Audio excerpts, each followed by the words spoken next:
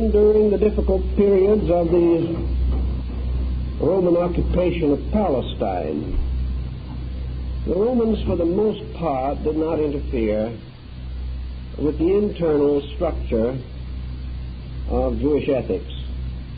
There were exceptions. The Romans respected such mystical sects as the Essenes, protected them, favored them, and excused them from military service and other practices common to the Roman state.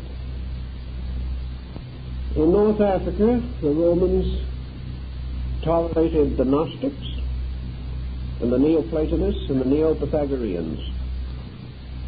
We may say, generally speaking, that the Romans were interested in only two essential restrictions upon the lives of the people.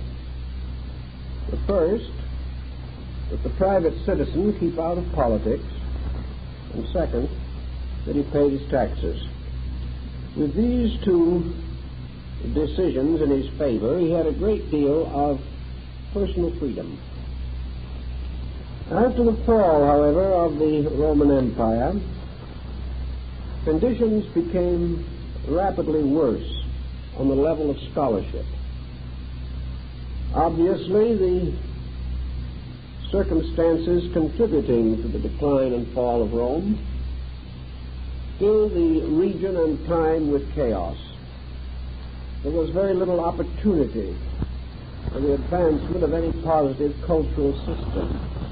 Human beings were fighting for existence, and for the most part were bitterly disillusioned, not only with their temporal leadership, but with the religion which they had previously known.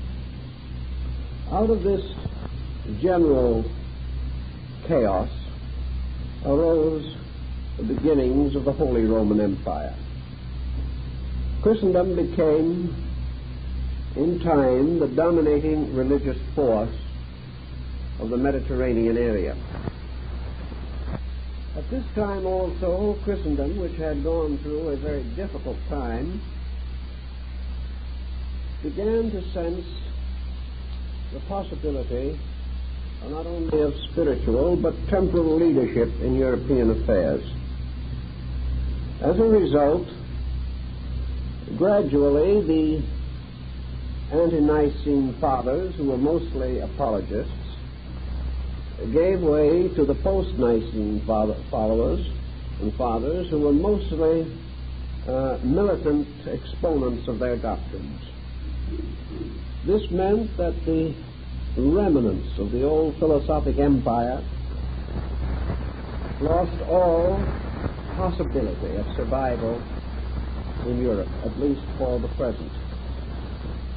The only way to escape the spreading animosity of the new religion was to depart into the desert. And at first in the more remote cities, then in small towns, and finally in villages, the remnants of the old doctrines held their own, in some cases for centuries, very largely through vigilance and secrecy. When we consider the situation in the Near East, we have to realize, therefore, that into it flowed the best of the knowledge of the time. Here, the caliphs of Baghdad had a great interest in and tolerance for the learning that Europe was discarding.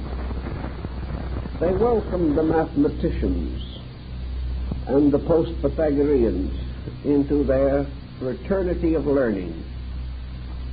They also were quick to pick up the scientists that had been scattered by the changing climate in Europe.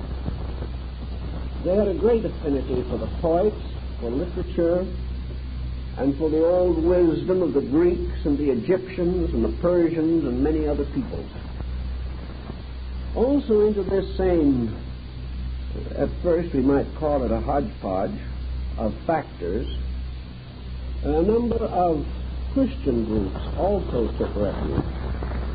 As the church began to get more temporal authority, it demanded conformity, and almost immediately it developed heretics. One of the earliest and most powerful of these heresies was the Nestorian. Another, almost equally positive and widespread, was the Manichaean. Both of these groups, essentially Christian in their point of view, certainly heavily influenced by the rising tide of Christian mysticism. Both of these groups were anathematized, cast out of Christendom, and forced to flee for existence. The Near East became the sanctuary, therefore, for Christian nonconformists as well as pagans.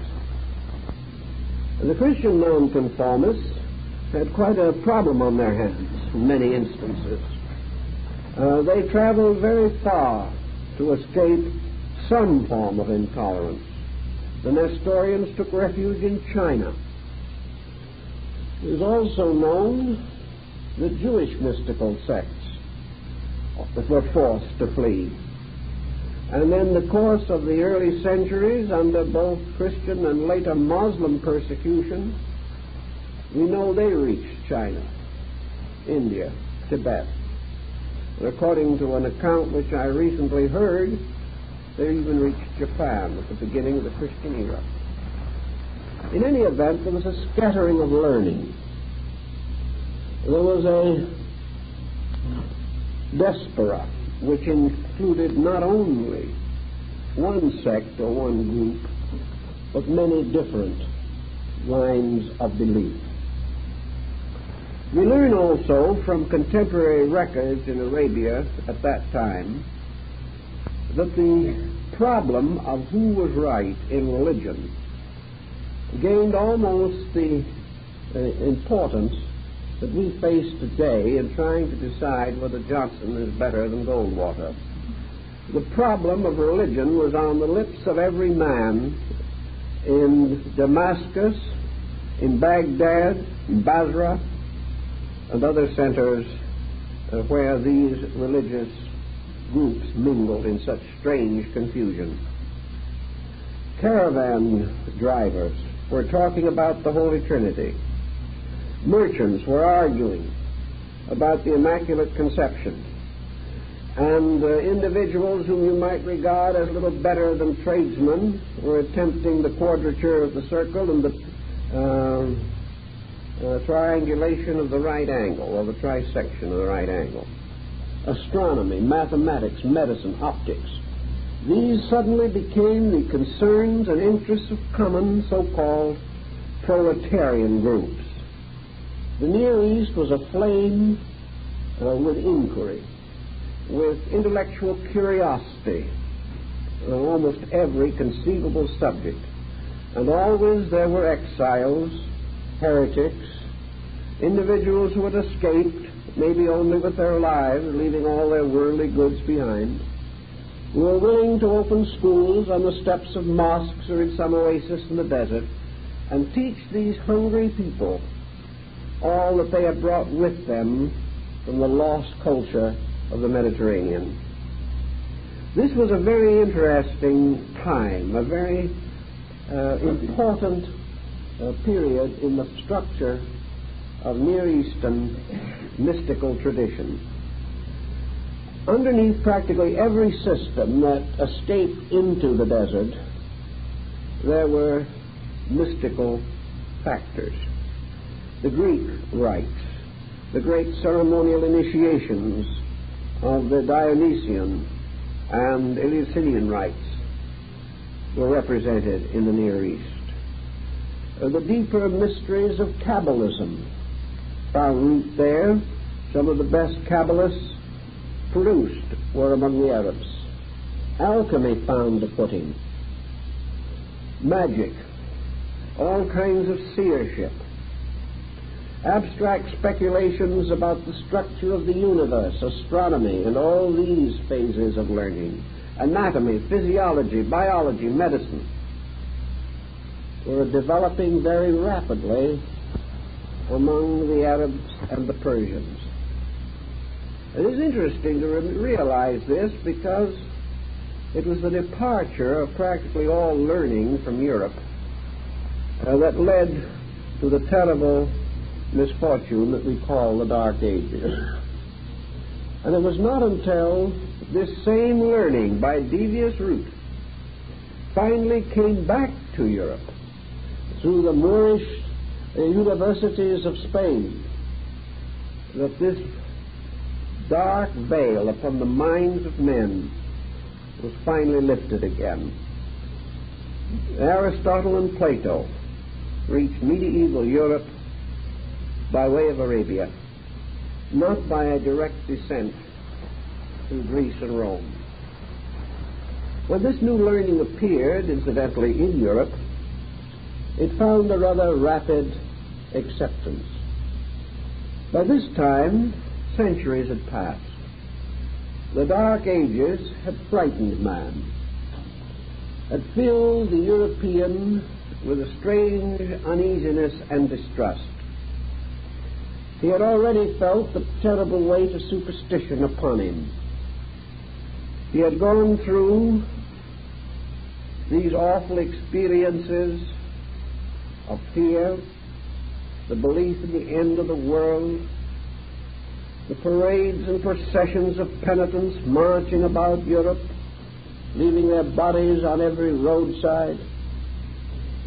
It was a very unhappy time. So the universities were rather quick to accept back again the lost heritage of the Greeks and the Latins and the Egyptians, even though it did in some measure conflict with the rising power of Christendom. After all, Christendom also had passed through a very difficult time, and actually the Christian church was nothing but people, and these people, as their needs changed, were forced to acknowledge the demand for enlightenment. But to go back to the Near East, where our problem principally rests, we find that just as surely as physics became important, metaphysics likewise was sensed as a valid way of study. The Muslim, although rather conservative in his religious thinking, never built the powerful barriers against scientific and rational progress that some of the religions unfortunately built about them. He was therefore able to accept a great deal of knowledge without turning and directly persecuting the sources of knowledge. At the same time, under the caliphs, the faith of Islam was developing a strong orthodoxy. What had been almost a spiritual motion among the Arabic people began to take on the formal appearance of an extreme sectarianism. Thus, the Orthodox Muslim almost reached the point where he was inclined to cast out heretics, and the old patterns repeated themselves to some degree. But the Arab was a much more subtle person than the European. He found different ways of perpetuating his convictions and beliefs.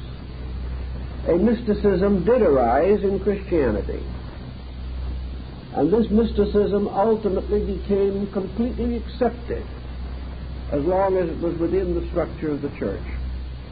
A mysticism also arose in Arabia, and this likewise was accepted as long as it was held within the boundaries of the Muslim law.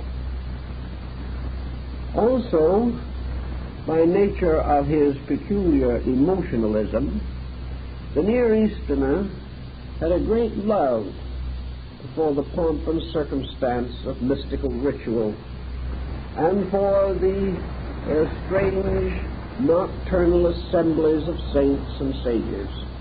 It was rather picturesque, and he was deeply affected by these traditions and these practices that had come to him from another region. By degrees, the best of Islam was associated with its mystical orders, and in these orders can be traced most of the religions of the time. For the Near East was also in the crossroads between Europe and Asia. The traffic from Europe to the Near East was far heavier than the traffic in the opposite direction. But in the relations of Islam to the Far East, there was a continuous two-way traffic. So finally, in this mysterious melting pot of metaphysics, the Near East, we find Mediterranean culture, Far Eastern culture, brought together to form one of the most interesting basic patterns that we know. There's probably no other group in the world that has had so many influences operating upon it, has accepted into its structure so many concepts derived from different sources as the dervishes and the Sufis of Islam. Here we find the Buddhist doctrines, the Hindu beliefs, the ancient Avestan concepts. We find everything from Siberian shamanism to North African Gnosticism.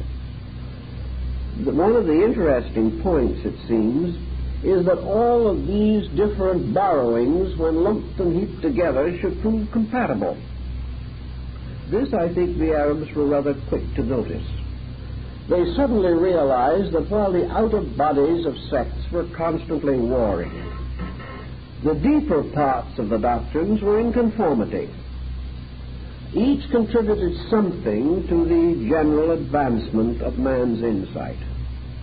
All nations, all peoples had ultimately come to the conclusion that man's search for truth must be a personal, internal experience. That it is not possible for him to find the ultimates that he seeks in institutions of any kind. No matter how many study together, each man must walk the road to enlightenment alone. He may be encouraged, he may be helped, but in the end, he must explore with his own consciousness alone those mysteries which are necessary in order that he may answer the eternal questions that human beings have asked from the beginning. The Persian mystics and the Muslim saints therefore sensed very quickly the need for a kind of an invisible fraternity.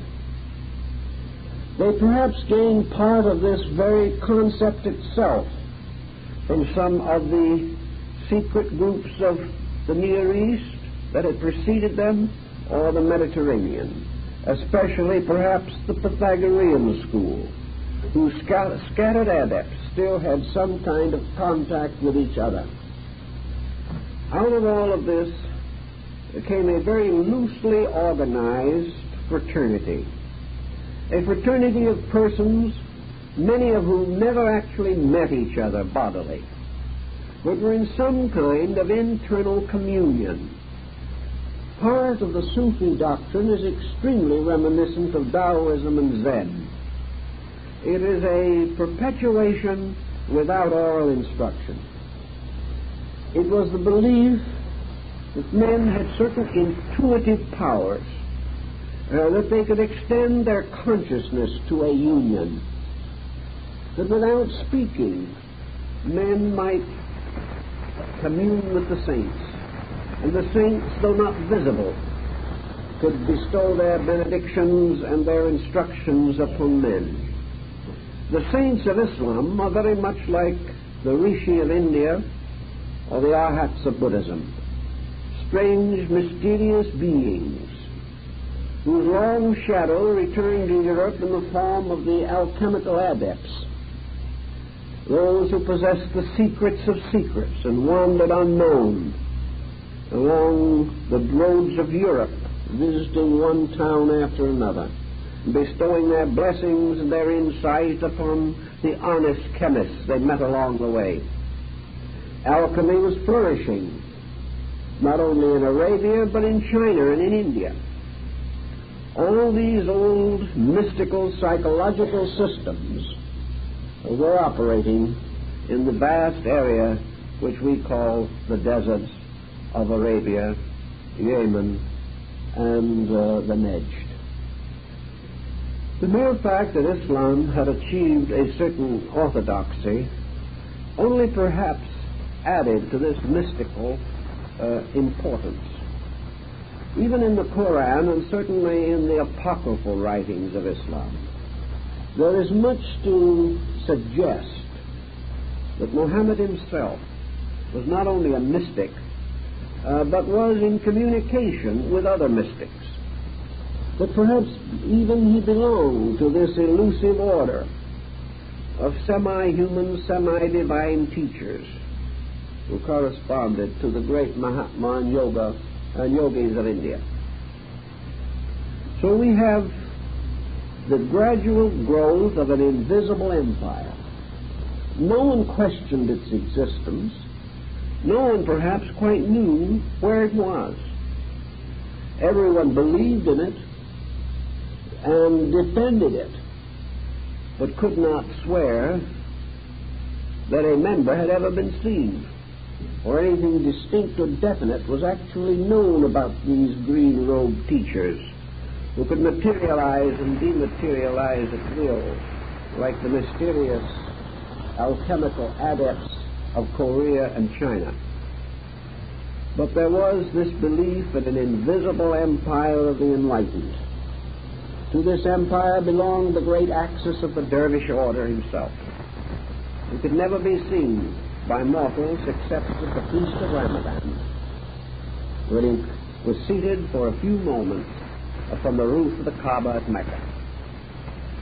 All these legends and stories gained authority not so much through any physical relations between people as the result of these inner mystical trances.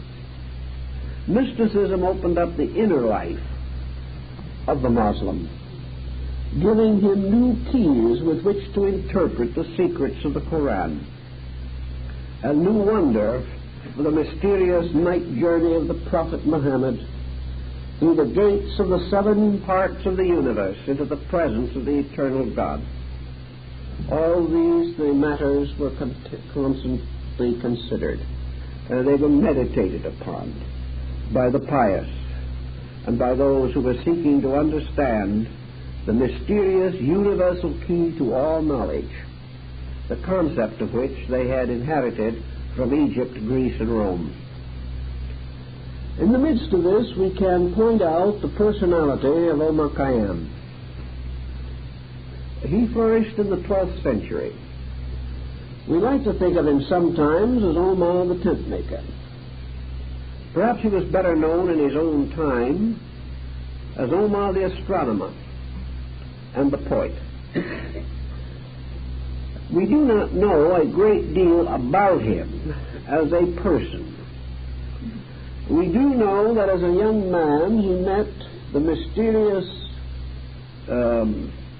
teacher or adept or sorcerer, however you wish to regard him, who was later to become the head of the secret fraternity of the Hassani. He is said, Omar is said to have been a blood brother of Ibn Saba, the mad magician of Mount Almond. He is said to have studied the secret teachings of the Holy House of Cairo, where there was a university of magical arts, of mystical teachings and beliefs.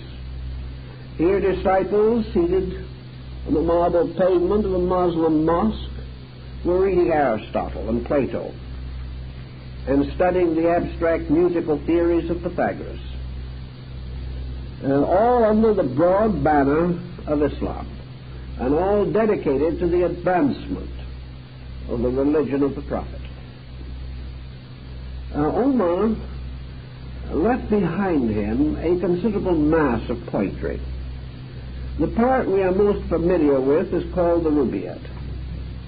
But the majority of those who have enjoyed it have actually never read the Rubaiyat of Omar Khayyam. They have read what has been somewhat facetiously referred to as the Rubaiyat of Edward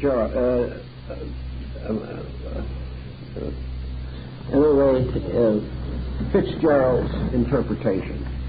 I got that one twisted around the tongue. But Fitzgerald's Rubaiyat is really not the work at all. It is really only a paraphrasing of certain elements of the Rubaiyat. There is no verse in Fitzgerald that agrees really with a single verse of Omar's poem. But altogether, Fitzgerald captured the spirit of the poem. He perhaps did a better job than Omar, because he took the very soul of a very lengthy and overwritten original and reduced it to a rather compact form which conveys the strange pessimism of Omar, the strange mysticism which underlies all of his poems. Fitzgerald also captures the mysterious structure of the quatrains, one of the most interesting and dramatic forms of poetic writing, peculiarly suitable to Sufi poetry. In bringing together the elements of Omar's philosophy, Fitzgerald was also aware of the curious pessimism which really distinguishes the work. So we have to try to understand this pessimism a little better. About 50 or 75 years ago, the Rubaiyat became a very favorite book among English-speaking people. Through Fitzgerald's translation, it fitted into the mood of a transition period in Western man's way of life. In the years around World War I, even as far as the beginning of the Depression, men in the West were very uncertain in their thinking. Materialism and materialistic science, industry, had undermined man's faith. And this undermining, this nostalgia about the difficulty in believing, sort of fitted in with the mood of Omar, and Omar fitted in to the mood of a disillusioned generation of Western peoples. For a time, the Rubaiyat was on almost everyone's library table. It was much discussed and almost constantly read. Everyone felt a little sad and weary after reading it, and this was considered almost a good sign. It had something to do with the disillusionment of the time. Because it was read very largely by individuals in an intellectual predicament, it is only natural that they should have approached it pessimistically and interpreted it negatively. A negative attitude in the reader would certainly justify assuming that Omar was a pretty badly disillusioned man. But let's study the general undercurrent of the poem more carefully. Perhaps some will say that Omar was a fatalist, which is more or less a Muslim characteristic. To the Muslim, there is an inevitable. Everything is predestined and foreordained. The individual marching along the road is going where it was intended that he should go long before he was born. The place where a man meets death was predestined. Even as late as the World War II period, Muslim troops were almost completely fatalistic. To them, they lived in a universe of unchangeable destinies. And some recording angel, some mysterious power in heaven, had their destiny in a book or on a scroll and from this writing there could be no escape. Omar seems to suggest this kind of thinking. Perhaps, however, what Omar is really thinking about is much the same that we find in the philosophy of Buddha. To Buddha, this world was a strangely pessimistic sphere. Yet out of Buddhism came a great idealistic philosophy, and the same happened essentially in Arabia. The pessimism of Omar, like the pessimism of Buddha, is based upon an insight into the differences between reality and the conditions of illusion in which we live. To Omar, this world and all that it contained was a kind of dreaming, a world in which nothing was very important and never could be. There was a revulsion in him against the materialism and rather sensuous background of Arabian life. He sensed the futility of everything. Buddha also sensed this universal futility, but in some way he was able to leave a more positive attitude among those who studied his work. Perhaps Omar did not wish to leave this positive attitude. He wished to point out that the existence that we know is an utter, complete, inevitable futility. He gathered some of this pessimism perhaps from the old Orthodox Jewish beliefs, some from the terrible fears that were raging through Christendom at that time. In the days of Omar, Christendom was living in a state of continuous terror, where Christendom was convinced that the world was about to end and all men would perish together for their sins. It was a time of sin and negation. It was everywhere in the air because men felt they deserved it. Perhaps this is again why we have strange moral doubts and uncertainties stirring in our consciousness today. There is an uneasiness in us, rooted essentially in the realization of our own shortcomings. If we carefully study Omar, however, we see that what he is actually telling us is that the procedures, the courses of life to which we have become addicted are meaningless. And with the true insight of the Sufi, who incidentally is paralleled in Europe by another group in the Christian world called the Ignorantine Friars, that all material knowledge is absolute vanity. This, of course, is an extreme point of view, but it arose in a time of extremes. Yet perhaps somewhere in this rather exaggerated attitude there is a considerable amount of basic truth. Most reformers overdo it a little, and Omar was no exception to the general rule. In an effort to drive home his point, he presented perhaps a more doleful picture than was absolutely necessary. But it is not correct, even in studying the Fitzgerald translation, to come to the conclusion that there is no relief or contrast in the Rubaiyat. It is not all negative. It is a curious mingling and mixture of disillusionment and abstract idealism. It tells us not only the futility of existence, but also strangely and mysteriously invites us into another kind of existence which is not futile. This is probably the strength of the entire document as a larger poem, as it was originally written by Omar, and the more condensed version in the English translation. In this poem, Omar makes use of a series of symbols. He has a very interesting play upon words, double meanings.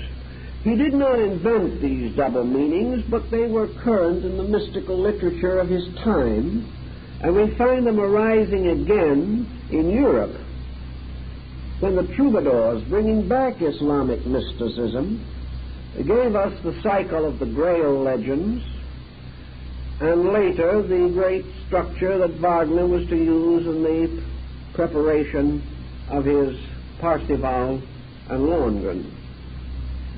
This mysterious double use of word meanings.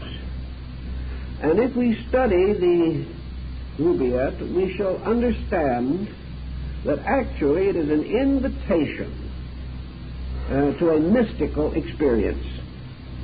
The poem, as it is abridged and condensed by Fitzgerald, makes this far more obvious than in the longer writing, where the arrangement is less fortunate of the various quatrains. We also find the same mass of implication and symbolism in the Arabian Nights Entertainment. And of course it is everywhere throughout the poetic writings of Jalaluddin Rumi, the Mesnevi. Always words used for a secret meaning, to imply far more than is to be found in the text itself. Many morose persons, or some who have other attitudes, have decided that Omar must have been the great inebriate of history. He seemed to have no interest in life except in becoming intoxicated. On the slightest provocation, he admits beyond question that he was never deep in anything but wine. No matter what happens, he invites everyone to drink themselves into forgetfulness. Now, whether this has contributed to the acute alcoholism of the present generation, we do not know, but this was certainly not his original meaning. The Sufis before him and after him, and many other of the mystical sects of the area, knew perfectly well that Omar's wine was no different from the Eucharist of the Church. Wine was the symbol among ancient peoples of the release of the internal psychic nature. They realized, of course, that the individual, under the stimulation of wine, might have extrasensory experiences. We are told in the early days that it was even recorded that the communion cup of the church was drugged in order to produce trances.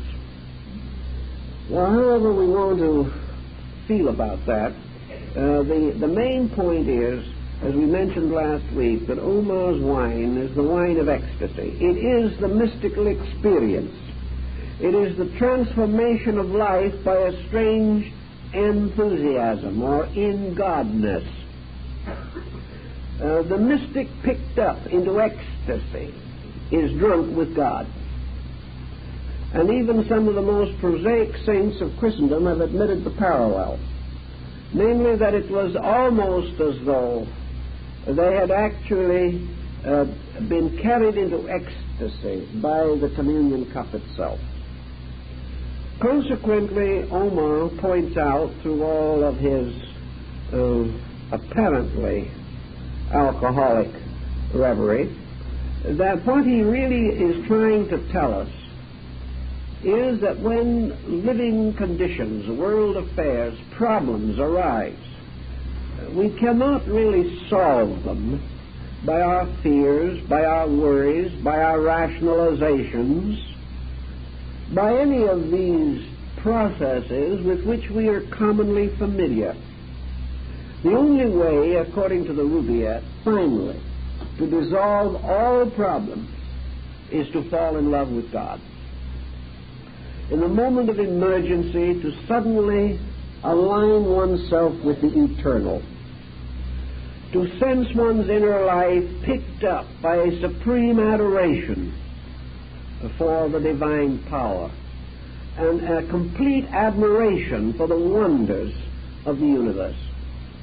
If man is so entirely aware of God, that the love of God fills every part of his nature, so that there is no longer any place where this love of God is not apparent to him.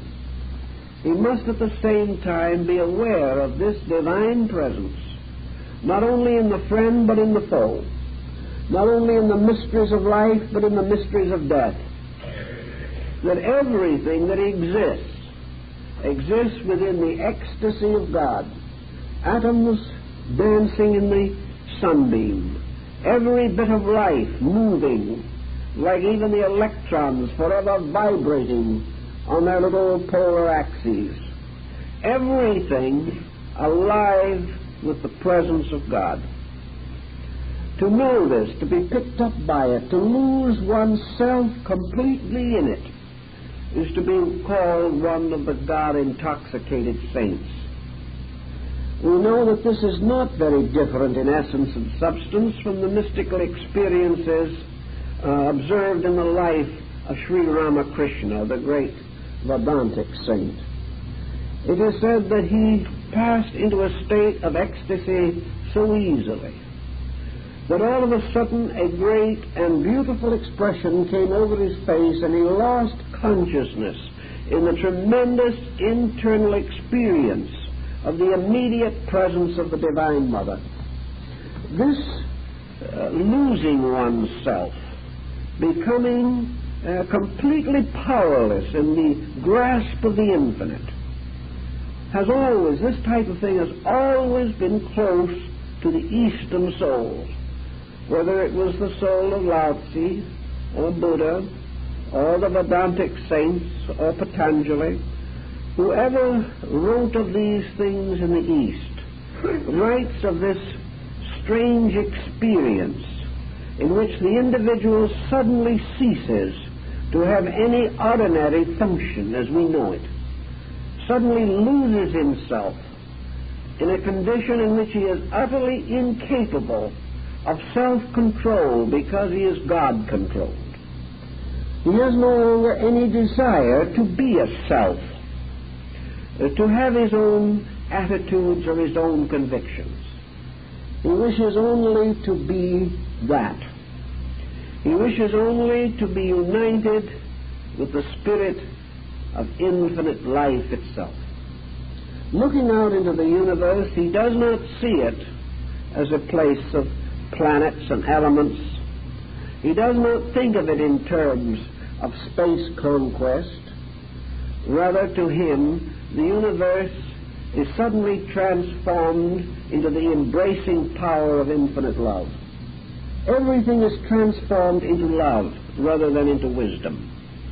Everything outpours with divine grace, with infinite mercy. Even Havelock Ellis, in describing his mystical experience in the dance of life, comes very much to the same conclusion. Suddenly nothing is important that used to be important. Suddenly there can be no doubt about things that we once questioned. The problem of wealth and poverty, of friendship and animosity, things of this nature simply fade into nothingness. For all opposites, all contrived conditions produced by man himself cease in the infinite presence of the deity. This attitude perhaps opens the entire concept of the Rubaiyat. For the first words in the Fitzgerald translation, they simply begin with the thought, awake. It is as though we are asked to suddenly come into a different kind of a world. We are told that the sun has scattered into flight the stars before it on the plains of night. We are given the symbolism of dawn. And in this first great moment of dawn, the sun strikes the Sultan's palace with a shaft of light. The Sultan's palace, or turret, or tower, or mosque, always has the same meaning. It represents the human mind. It represents man. Man is the Sultan. His palace is his body. The dome of his palace or his minaret is always his mind. And therefore, in awaking, the coming of the spiritual dawn is when the light strikes the consciousness, the mind, that which is within the body, that which is the symbol of the Sultan's abode. For the Sultan is self-will, the person, the ego, the false personality of Buddhism and Taoism. But this must be struck with light, and this light must come from the mystery of the sun. And everywhere in the religions of the world, the sun has come finally to be identified with the illuminator. It is always the symbol of spiritual light. And to the points of Islam, the light of the sun became the proper symbol of man's becoming aware of the reality of things. It was the opening up of the darkened mind to the truth of eternal light. It was the rescuing of the person from his doubts, from his uncertainties, from his arguments, from his discords, from his jealousies, his antagonisms, his prejudices, all of which belong to the dark world. But when the light of the eternal sun strikes the tower or turret with its shaft, the sleeping reality in man awakens. This is the beginning of the Rubaiyat message, that we must suddenly recognize the coming of the dawn. To the man of the desert, the dawn was very real and important. And as he watched it breaking across the sands and the mountains and the ragged rocks, he beheld the wonder of the world. For this dawn was the symbol of the dawning within man of the reality of himself, the rescuing of his consciousness from delusion and illusion. And in the common experience of the individual, how do we interpret this? I think all mystics are in common agreement. Bamy, the German mystic, refers to this enlightenment as a lightning flash. St. Paul, in the mysterious occurrence on the road to Damascus, the theophany, had no way of estimating why it happened. But all of the mystics have been in agreement that, unworthy as they are, and it is part of mysticism itself, part of the humility of goodness, that those who are truly good are most aware of their own imperfections. By some power, then, that perhaps may be likened to grace, but may perhaps still more be attributed simply to the inevitable eternal love of God for its creation, that there comes a time in the life of every person who has wandered in darkness, who has perhaps sought with what faculties he possessed, but not too effectively, for a better way of life. Sometime comes the dawn. Suddenly the inner world begins to lighten within the person. An experience occurs in him. And this experience transforms the universe from within himself. This is an essential concept of mysticism. Everything is changed because man's own point of view is changed. Nothing remains the same because man is no longer the same. And in the story of the Rubaiyat, we find the first suggestion of the true meaning, in that the reader is invited to be aware of the transcendental significance of the whole poem. It is assumed that he is challenged to awaken. And when he awakens, what happens? According to Roma, whose degree of awakenness we do not know, but who might have had considerable insight if we are to judge by his poems. Awaking produces two moods. One is the sudden realization of what is real, and the other is the sudden realization of what is unreal. We discover things that were so very important and very significant to us, and they no longer have any meaning at all. We learn the strange transitoriness of things. We realize how short is the span of human life, how melancholy it must be for those who have no light. We find, therefore, that everything that once held our attention and seemed real or purposeful suddenly becomes comparatively useless. But in the poem, as in Zen and in many other systems of mysticism, illumination is not simply exchanging an irrational concept for a rational one, in which suddenly we become wiser.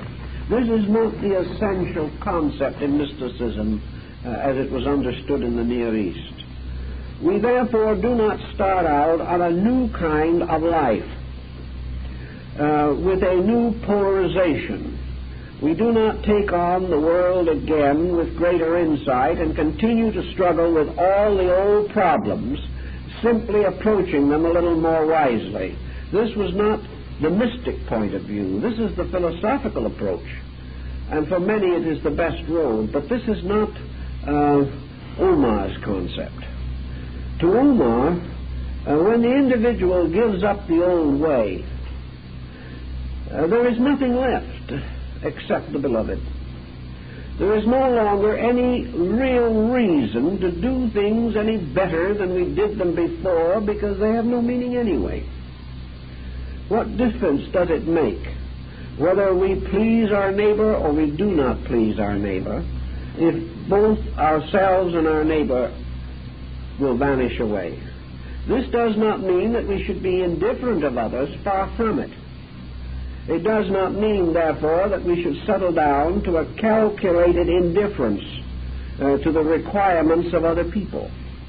What it really means is that whatever we do after we have once seen reality, we do it only for other people, inasmuch as our own internal adjustment no longer requires that we be understood, only that we understand.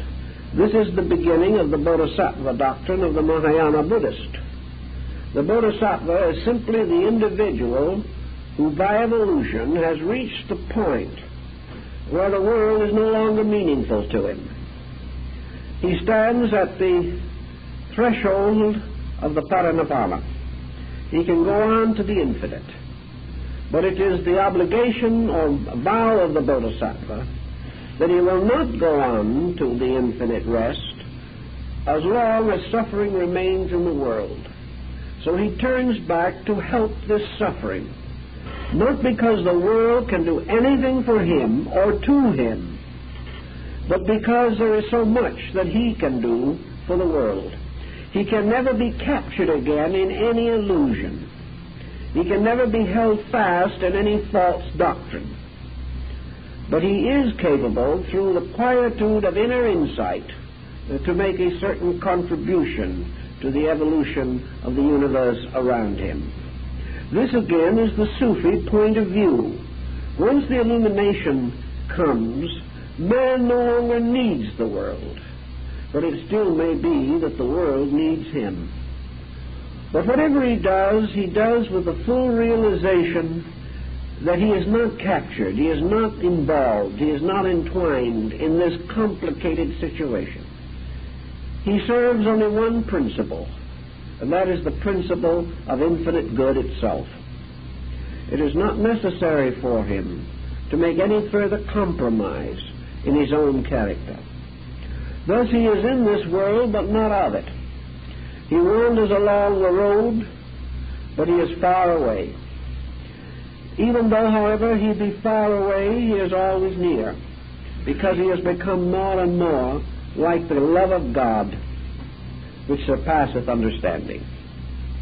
Like the infinite insight which he has begun to experience in himself, he is becoming omniscient and omnipresent. He can be in many places, in many conditions at one time, simply because the love of God can be everywhere, always. It is hard to put these thoughts into concrete expression simply because they are an internal state. As far as the world can tell, this person may not have greatly altered, except that inwardly there is a new insight, there is a new depth of consciousness which has not been apparent before. This new depth of consciousness is the thing that reveals the Muslim saint.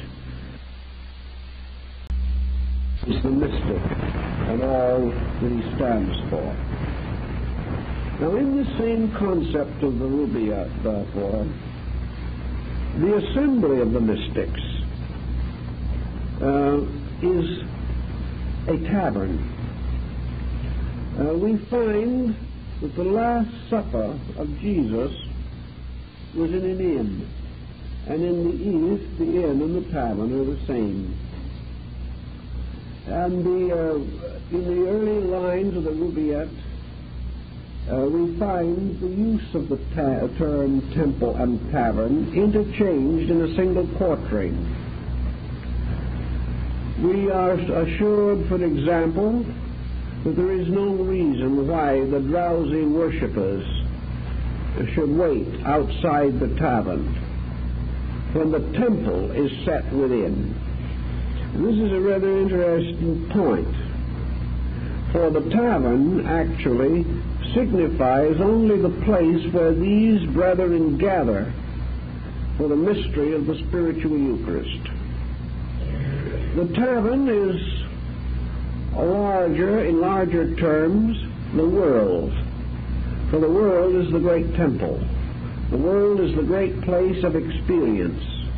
The world is where souls gather for a day. It is a rest house along the road of the infinite. It is part of this chain of caravanserai which link the deserts together. So to the Sufi, instead of referring to the temple, which would of course immediately expose their religious purpose, they could easily refer to their gathering place as the town tavern. But when you got to this tavern, it would be most likely a little mosque on the outside of this town, or perhaps only a prayer rug on the sand. The tavern was simply the gathering place of the mystics. It was like the strange arbor or rose garden of the Illuminists. The tavern, therefore, naturally carries into various other phases of the mysticism itself. Of course, in all the Rubaiyat and in practically all Near Eastern poetry, we find the romance of the rose. The rose is a universal symbol of these people for the heart, which is the seat of the mystical power in man. It is the symbol of the universal love principle of God. It plays the part in Western symbolism that the lotus does in Eastern religious lore. It is the emblem of the unfoldment of consciousness.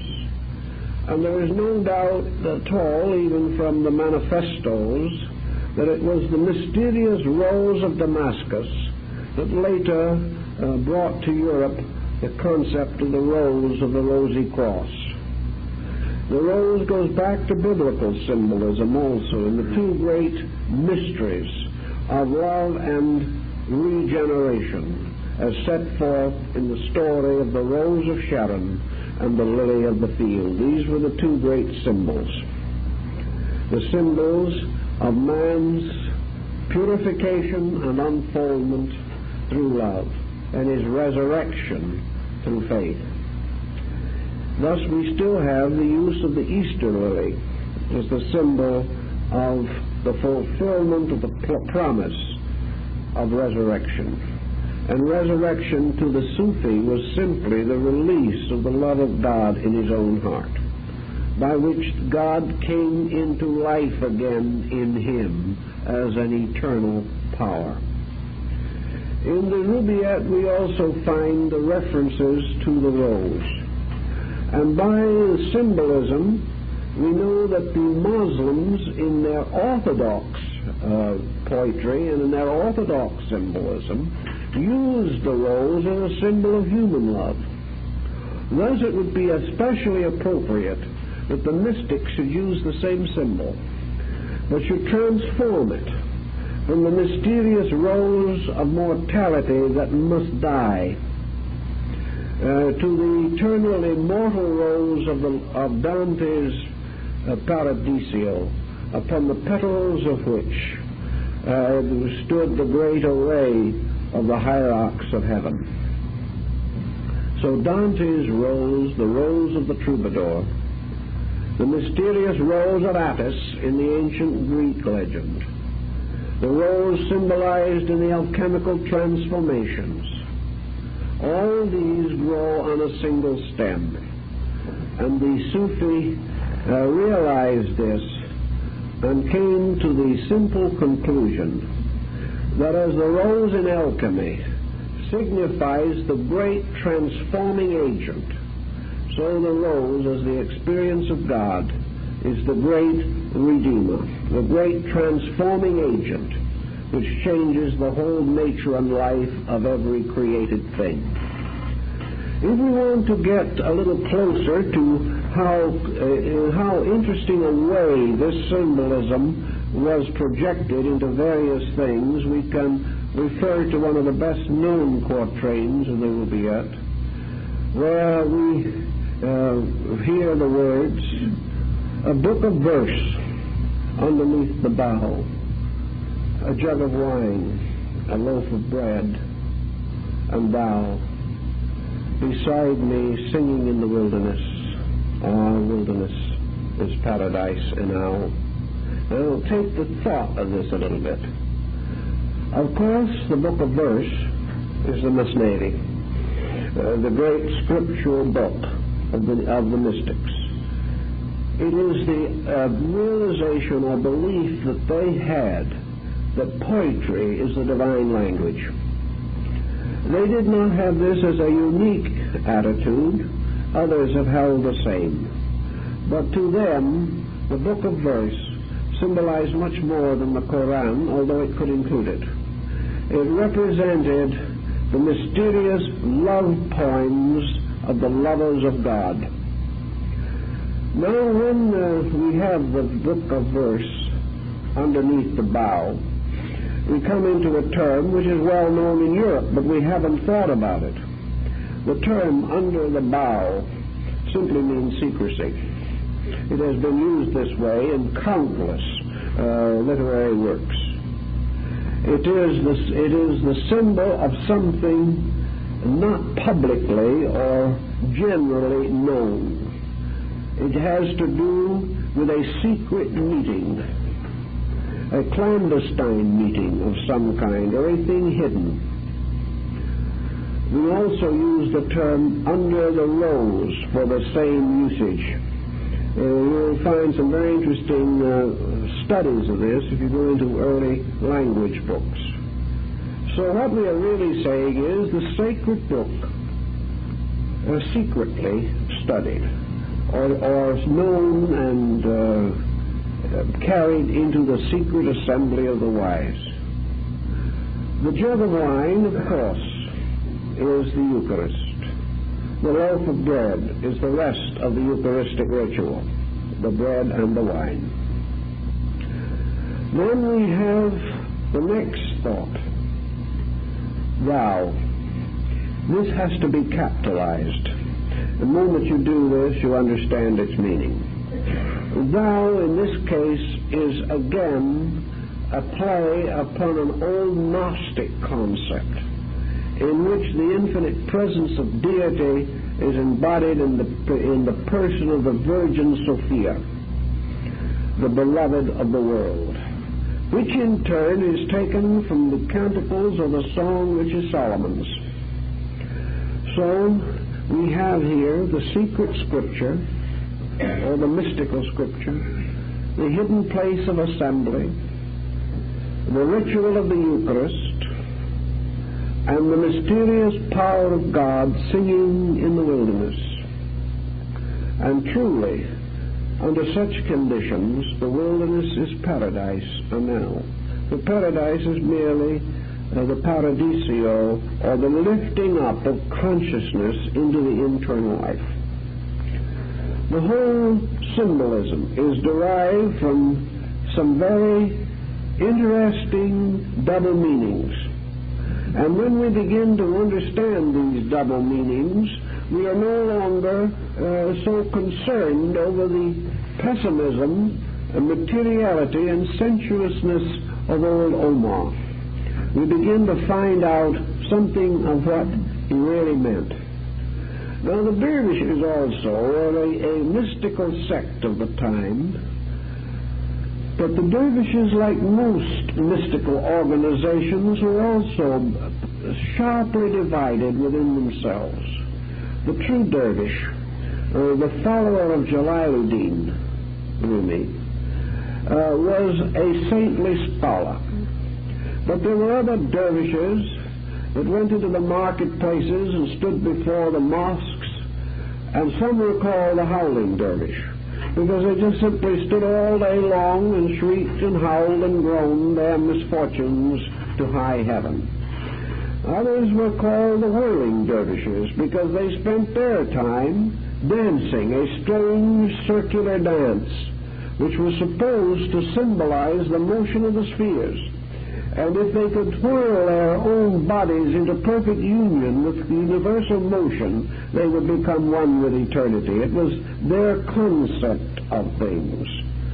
Now, Omar points out the fallacy of some of this type of thing. When he speaks of these dervishes and their external ceremonies, and he uses them to cover all ordinary formalistic religion. So he says, "Let the dervish flout, for from my base metal will be filed the key that shall unlock the door they howl without." Now, here is not pure pessimism. Here is the man who has been writing about nothing being of any importance but the vine, that the flower that once has blown forever dies, that there is no future for anything or anyone. And then he turns suddenly and says, "From my base metal shall be filed the key that shall unlock the door of the divine house." Here it is obvious that he is not in a pessimistic mood, nor is he in any way differing from the most ancient tradition, namely that through the regeneration of his own nature must be found the key which unlocks the mystery of the infinite universe of truth. Here Omar becomes practically idealistically optimistic. He points out one of the most fundamental principles of mysticism, which he certainly would not mention if he did not wish to, as it was in conflict with the general tone of his poem. But he is reminding us that what he is doing is to divide the universe into two very distinct parts. That in one of these parts, the moving finger writes, and having writ moves on. Not all your piety nor wit can lure it back to cancel half a line, nor all your tears wash out one word of it. Here is Kismet. Here is the utter fatality of the great processes of law. Buddha pointed this out also, He pointed out that there was no escape from the great law of cause and effect except the Mahaparinirvana.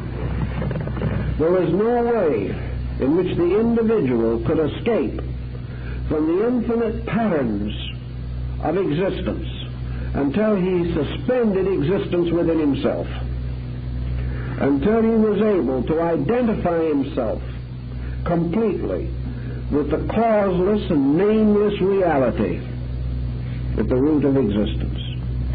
To Buddha, this nameless and causeless reality was an infinite extension of total existence, total being, beyond good and evil, beyond everything that we know, beyond condition.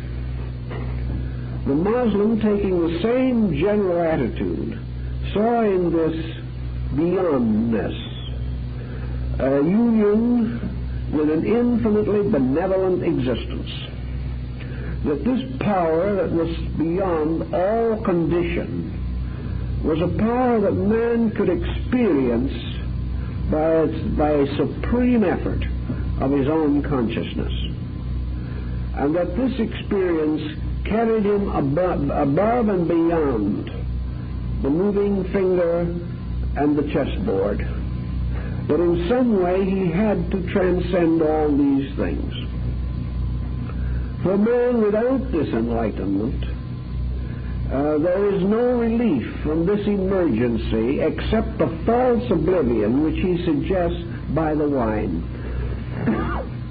And by the false use of the wine, he suggests, as the Egyptians did, an old meaning of the vine. To the Egyptians, particularly the members of the Osirian cult of the early Ptolemaic period in Egypt, the vine had two meanings. First of all, its tendrils and its strange way of growth suggested infinite complication or complexity, the entwining and entwisting of things. And secondly, its strange intoxicating power, the Egyptians believed, was due to the fact that the grape, putting its roots down into the earth, was nourished by the blood of the dead. That all the strange decomposition of life that lay under the surface of the earth, the last dust of heroes, supplied the vine which lived off of the dust of greatness. That therefore all the conflicts of the ages, all the hates and fears of everything that had lived and died, was carried into the vine. And therefore in ancient times it was customary to plant the vines on old battlefields. And the grape that grew was changed into a wine in which the old wars were fought again, and the strange confusion and discord and fantasy of delirium. Omar is telling us a little about this in his poem. But what he wants us to particularly remember is that this mortal wine, the wine of the forgetfulness of sorrow, is nothing more or less than man's present way of life, the way of life in which we try to forget reality by becoming drunk with unreality. We take of the wine of success. We decide that wealth will provide us with the escape from the melancholy realization of our own infirmity. That through career, through ambition, through the attainment of high station, through the successful marriage, through the brilliant children, by gaining the envy of our neighbors, by excelling others in some extravagance, we have then, in a mysterious way, escaped from the smallness of ourselves. To Omar, this is nothing more or less than becoming drunk with worldliness. That we pass into inebriation and final unconsciousness by destroying within our inner consciousness the power to sense the infirmities of our own nature. We overlook what we do not want to see. And even in psychology, we realize that one of the most common failings of the neurotic is that he does become an alcoholic. And an alcoholic is always a person who is running away. He is running away from the sober acceptance of things in life which either hurt him or frighten him.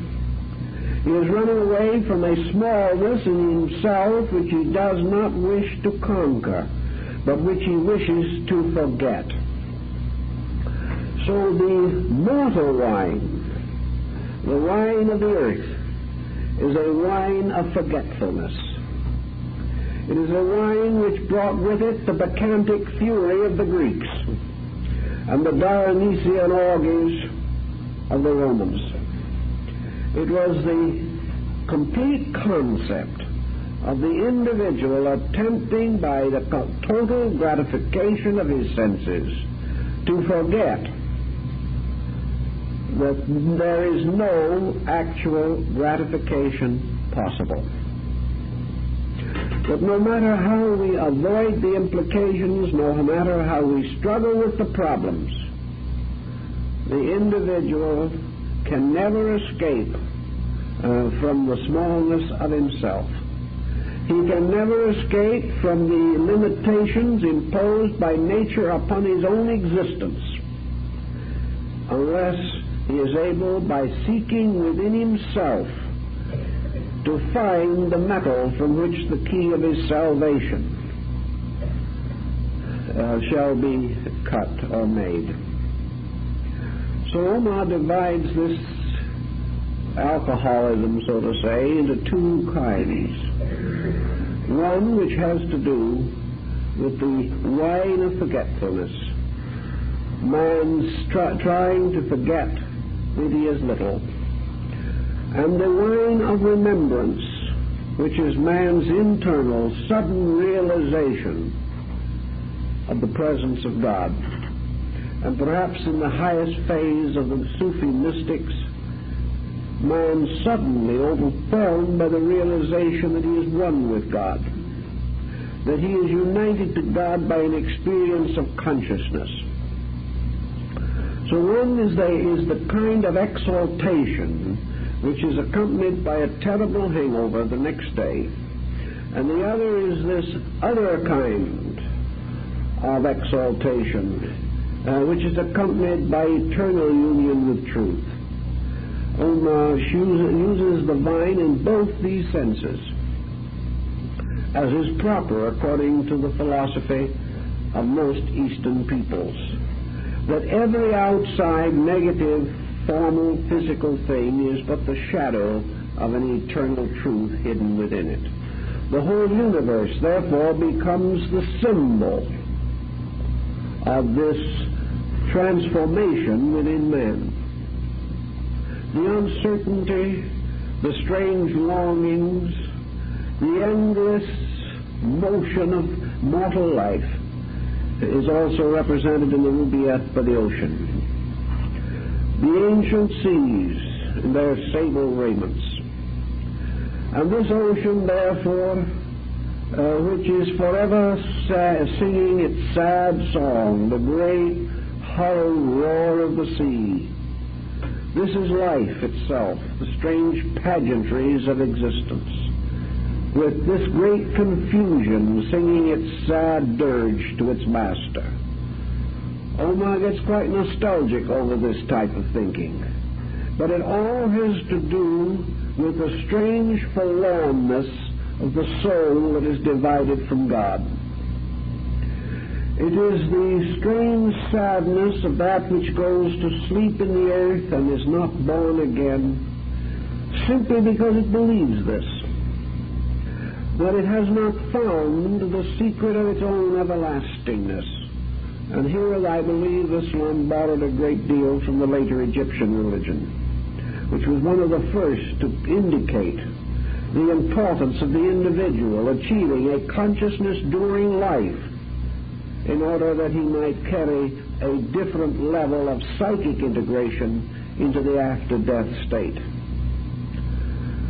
So for Omar, this world in which we live is like the Arabian desert or the great city or the small rural countryside that we know. It is the home, the mansion, the apartment, the single room.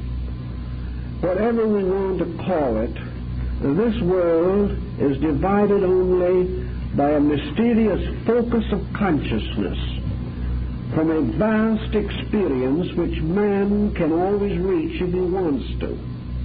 The Persian mystics describe how in the presence of the saints the walls of the little houses seem to fade away. All of a sudden, little rooms become as large as eternity, and things greatly distant seem immediately at hand. All the limitations imposed by the mind and the body vanish as consciousness unfolds. And consciousness takes all walls and changes them into doors and windows. The individual is never very far from this mystical experience if his own consciousness permits it. Then Numa takes for us, as he has with the vine, the secret of love itself. He considers, much as Plotinus did, the various kinds of affection of which man is capable. He tells something of the affection of man for his country, of man for the principles which he regards as true, the friendship of man for man in the struggle of existence, the love of child and parent, the recognition of the love of brother and sister, the love of husband and wife. All these different forms of affection have something to do with the compound mystery of love itself. Nearly everyone in the course of life at some time experiences an affection of one degree or another. The more completely this affection dominates the individual, the more completely love is perfected in human life, the more nearly love approaches the mystical. There is something that is the symbol, the outerness of the inner mystery of divine love in human affection. Thus, through the symbolism of human affection, the Sufi seeks to define divine affection. He points out the moods and circumstances in which human beings not only have their loves but their hates. He points out the willingness that we have to sacrifice under the spur of a great affection, perhaps even life itself, without hesitation for someone for whom we deeply care.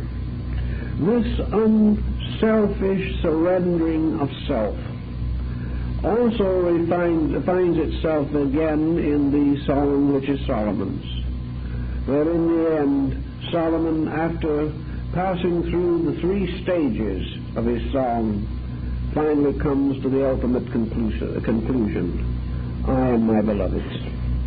The personal self has gradually been sublimated. The purpose of great affection, therefore, in the symbolism of the Sufi is that it is the shadow of divine love. It is man's ability to sense something of the infinite, just as the rising of the sun in the east at dawn makes it possible for man to sense something of universal light. Not very much, but something. He can feel that light, as it rises in the world, must rise also in the spirit. He also knows that love, which can make weak, frightened people strangely strong and above fear, that this in some way is a reflection of a greater power. For some way, in the simple act of loving, man outgrows himself. He raises himself above himself. And the Sufi, thinking about this, realized that here perhaps was the strange language of lovers, as represented in the mystical poetry of the Near East. Here everything is transformed. and out of the ordinary human attitudes are born those which have to do with the greaterness of universal realities. The idea, therefore, that it is possible for man to experience the perfect love of God and perfect love for God becomes the very essence of illumination. I think this also leads indirectly, perhaps, to the same end that you have in the Mahayana Buddhist teaching. Mahayana inserted between the mortal state of mind and the infinite of the Mahaparinirvana the mysterious western paradise of Amitabha. The Muslim mystic and Muslimism in general has this paradisial. It has Muhammad's paradise. It has the region to which those go who have kept the covenant and obeyed the law. Yet it must seem to these mystics, as it has seemed to some Western Christian mystics, that this idea that somewhere beyond the grave is a celestial city, foursquare on a foundation of jewels, some way must have some other meaning than that which is literally suggested. It is very hard to assume today that the mysterious city of the book of Revelation should be regarded as a factual place somewhere in space. The Buddhist did not believe that his Western paradise was a place. He recognized it as a condition of consciousness. The Christian mystic did the same thing with his ideas, and so did the Muslim mystic. So in the Muslim poetry and in the Muslim art, for that matter, and in literature and in fable and legend and in the 1001 Nights, the Muslim has the idea of a mysterious world, a world of infinite delights, a world of endless gardens, a world of music and song, a world of pleasure and freedom from all pain that we know here. This world is across a mysterious river that divides this region from that region which is beyond. Of the same river across which the Amidist is brought in safety by the mysterious ship of the doctrine. In the Muslim concept, therefore, the individual seeking within himself comes first to the radiant inner life, which might be called the region of the beloved. This, as we said last week, was the mysterious invisible garden of the inner self. There are three steps in the psychological unfoldment of man in these things. The first step is the mortal world as it is, a world ruled over by the inflexible rules of cause and effect. Man, by keeping these rules, by obeying, by following the Beatitudes and the Ten Commandments, finally comes in relation to a life of virtue.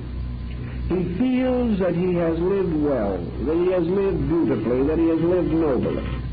He has earned certain rewards.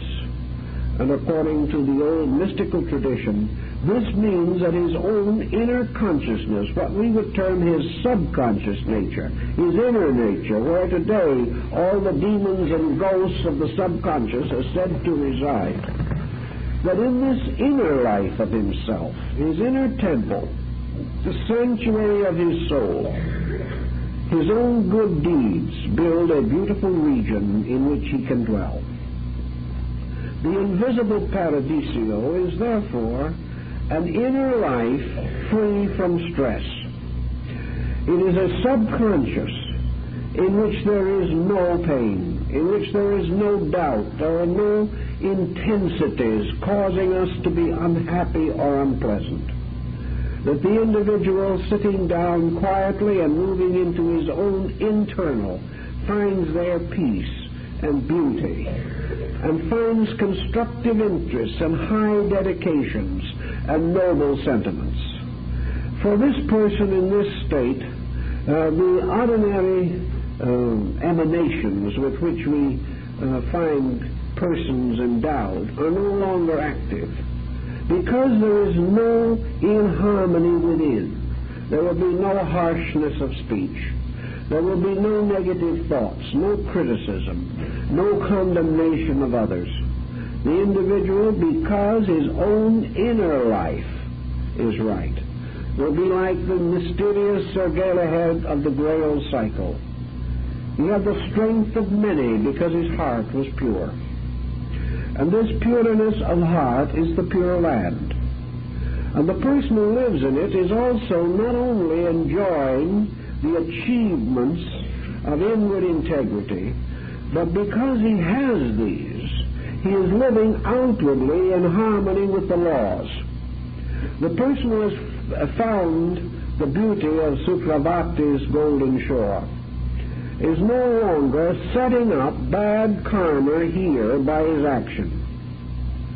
He is not doing the things that will bring pain to others, and therefore must ultimately bring pain to himself.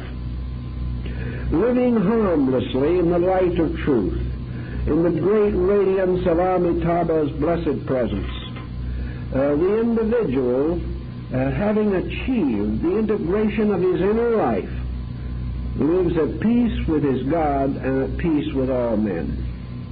This is the middle ground. This is the paradisio.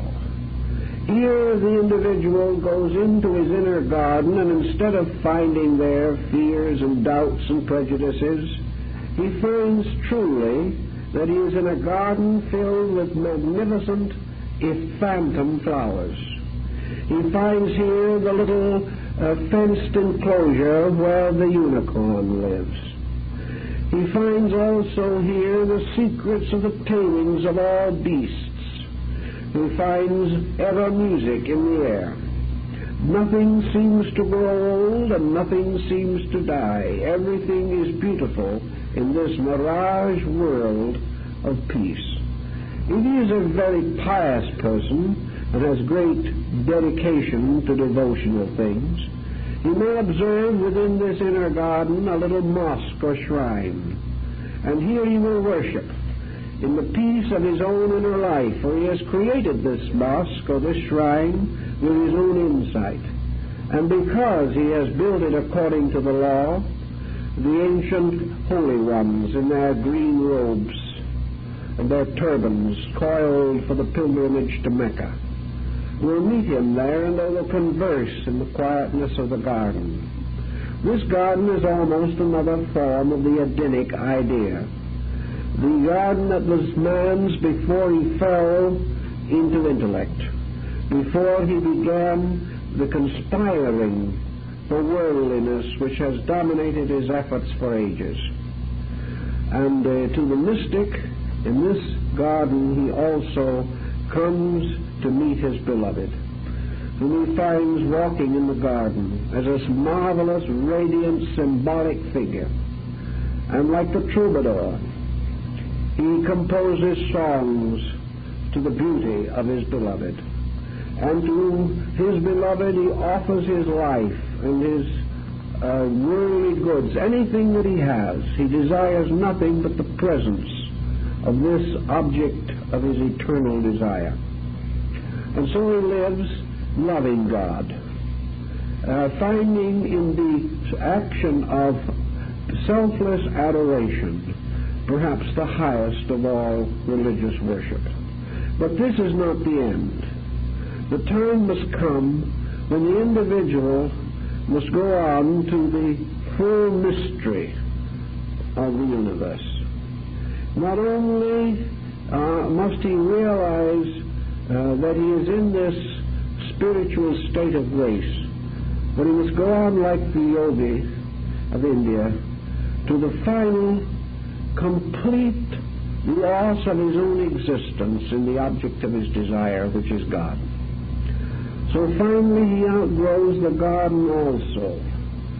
He outgrows the desire to love as we know it, or to even venerate. He moves closer and closer to complete identification, which is the Buddhistic idea of the nirvana or the Hindu samadhi. It is the complete suspension of existence in the experience of identity with God. No one apparently finds easy words for this experience. It can be intellectualized, it can be dramatized, it can be diagrammed. But the great mystics who have dared to make some expression of this final sense of yogic identity have all more or less come to the same general thinking. It is still the great love. It is still this strange, wonderful affection, but it is suddenly transformed back again to the beginning of life. It is the love of the small child.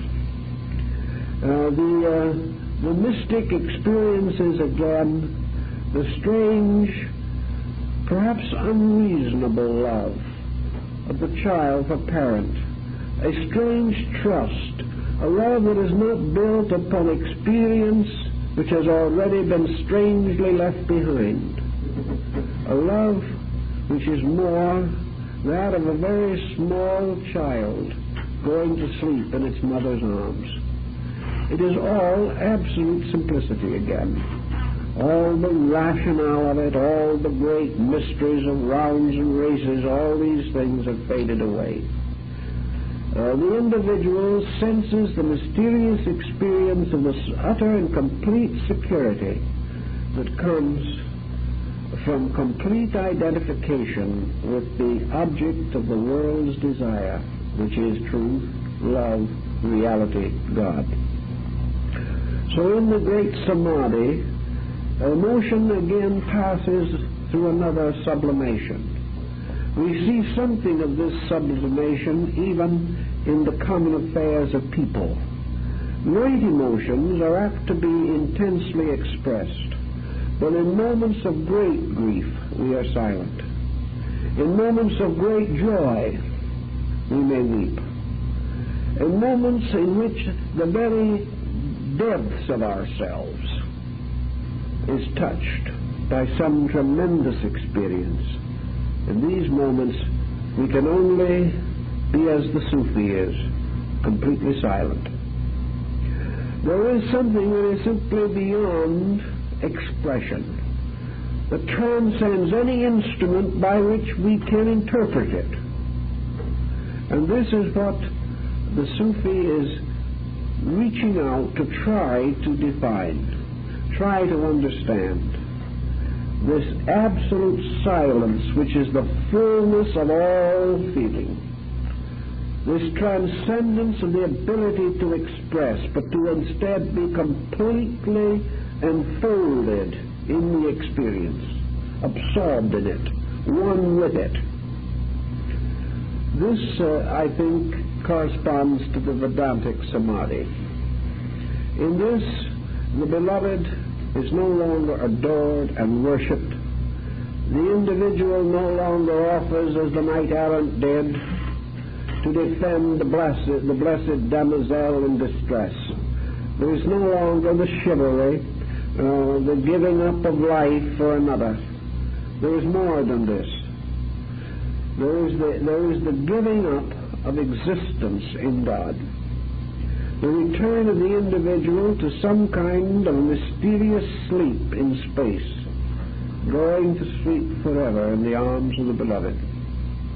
And out of this sleep, the mystic may also perhaps have a gentle wonder in his soul. If he does, he never really puts it into words. It is only intimated between lines and in symbols. What happens at the end of sleep? Does the child awake again? Does it stir once more into some kind of an existence? Just as surely as sleep relieves man from the care of existence, sleep in turn has another shore, and man comes forth again into some kind of an experience. Buddha does not deny this. The Muslim does not deny it. But he knows that, like Omar, he has ascended through the seven worlds. and on the throne of Saturn sate. And many are not unraveled by the way, but not the master lot of human fate. What is beyond? What is that which transcends? What is it that the infinite love of God has determined for the creation which it loves? Does this creation return to sleep forever in the great rose of the divine heart? Does it wake again? Does it wake as part of God? Is it then actually God?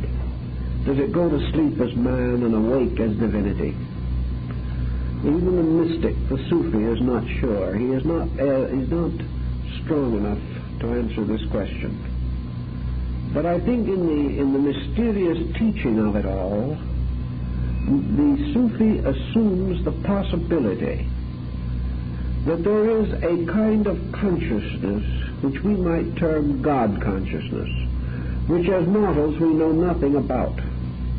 To us, a consciousness must be a self-awareness of ourselves.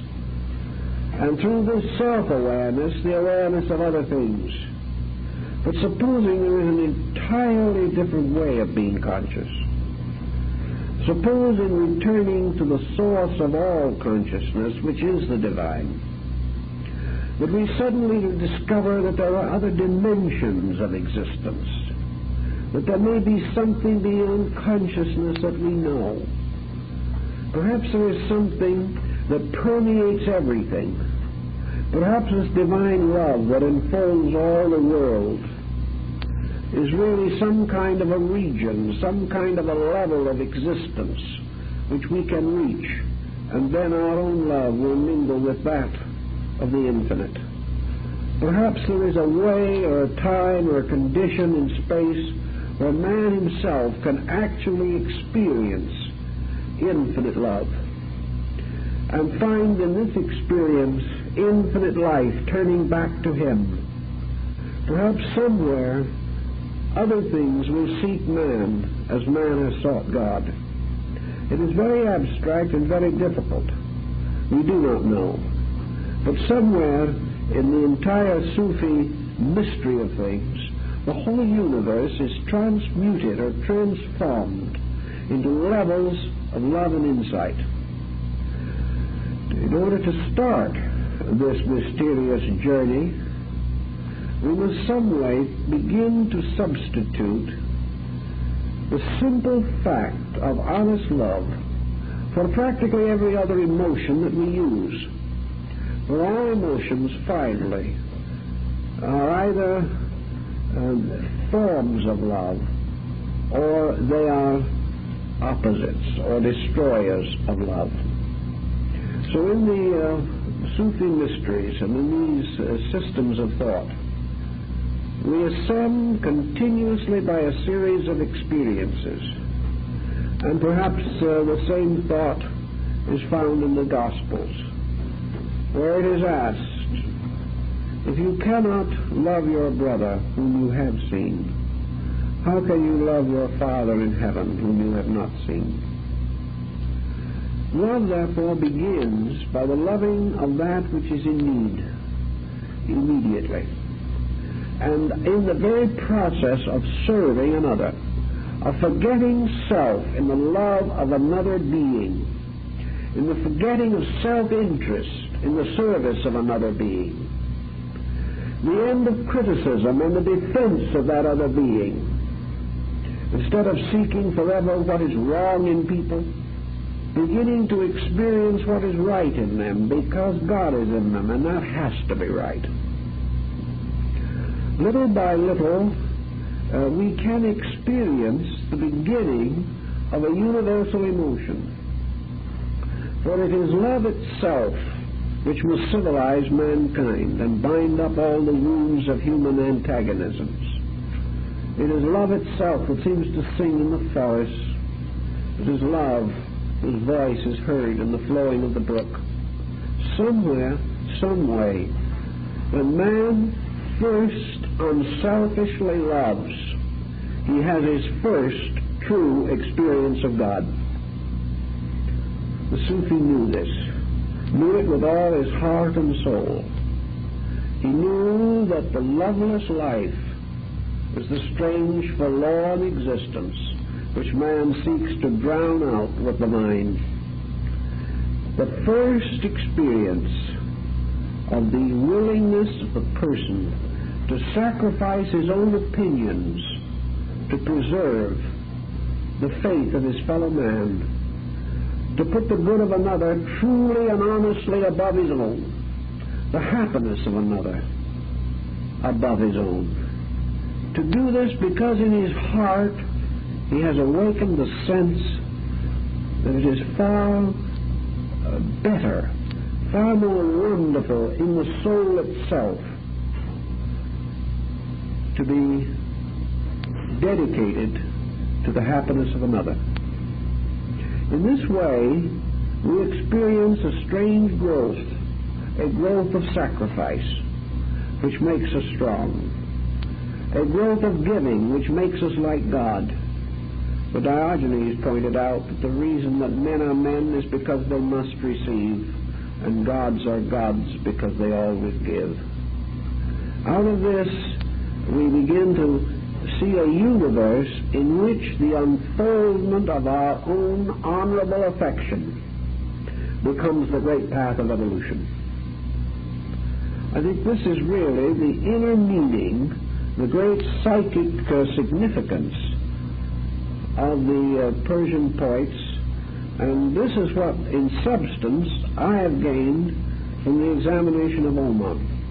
That this is his double story, a story which, if you are wise, you can sense, but most of all, you will know what he means and understand what he is trying to tell you if in your heart you have loved. If you have loved, his words sing. If you have not loved, his words sigh with a strange, deep melancholy. Well, our time is up, so I guess that's all we do this evening.